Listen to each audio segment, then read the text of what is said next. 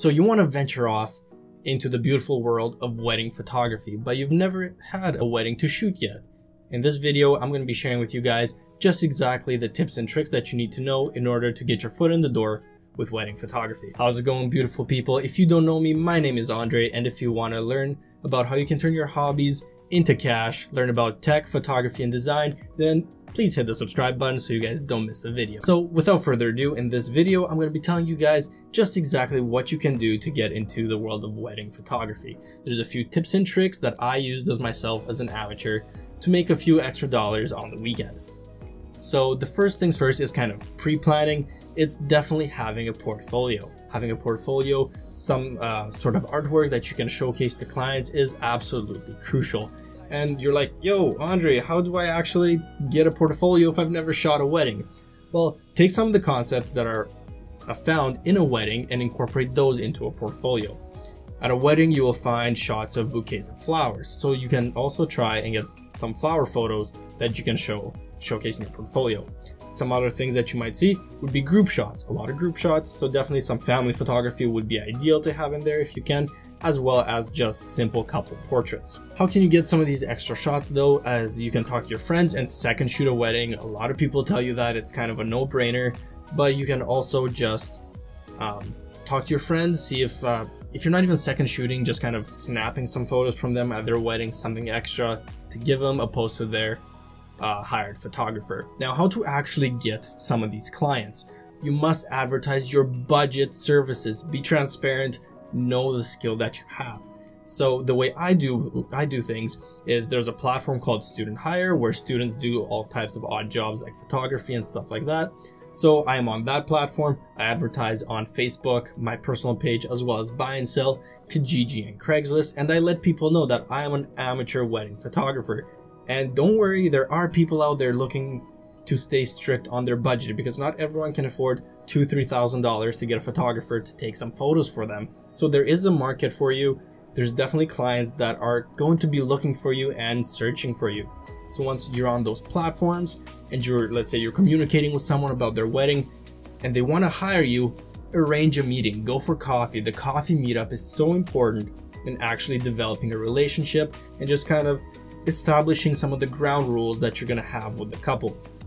If you're going to set up a contract, which would be ideal, some of the shots that you must get, and just some of the other details that they might have about the wedding. If they already know them, they can communicate those with you. So now that we got the pre-planning kind of out of the way, you have your client. Let's say it is the weekend of the wedding. What do you have to do? Well, first I suggest is rent additional equipment. That's going to be huge. I personally shoot with a Nikon D3400 and it's a micro four thirds camera. I go out and I rent a D810.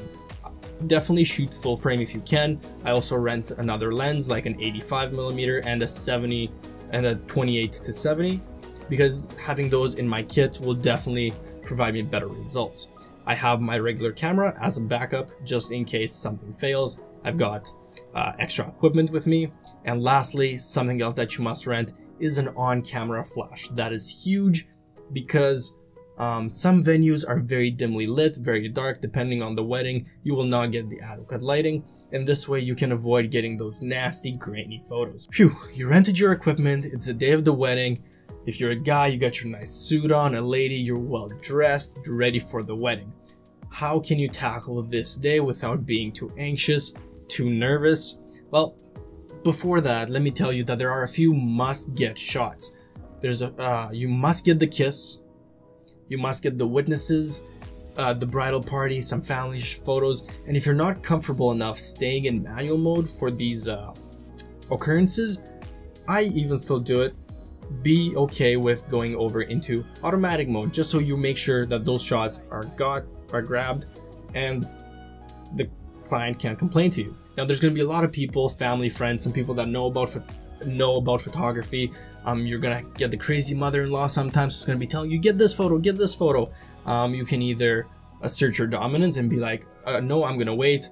Everyone's already now hugging and congratulating each other. We're gonna wait before we take all the group photos. Or you can just kind of let her dictate since it's your first go at one of these weddings. So again, be friendly, be empathetic, understand, congratulate the couple as well, compliment the bride. That is huge. I found that to be incredible. And lastly, another tip, when you're photographing these, shoot in RAW. That is huge. This way there's more editing power and the file size will be larger, but it leaves less room for error. The wedding is over. There's a huge weight lifted off of your shoulders. What comes next? Well, normally around a week or two, this is what I try to do. I try to get the couple the photos within max 2 weeks. That's because the longer the wait time, the connection and the relationship that we build kind of subsides. It gets weaker. So by getting that quick turnaround, they're going to be super happy. And then with this follow-up, I suggest you guys ask for constructive criticism. Ask them how they like the photos, if you can use them in any of your portfolio building, and if there's any tips that they have for you for future weddings. Were they happy with your services? How did you handle yourself?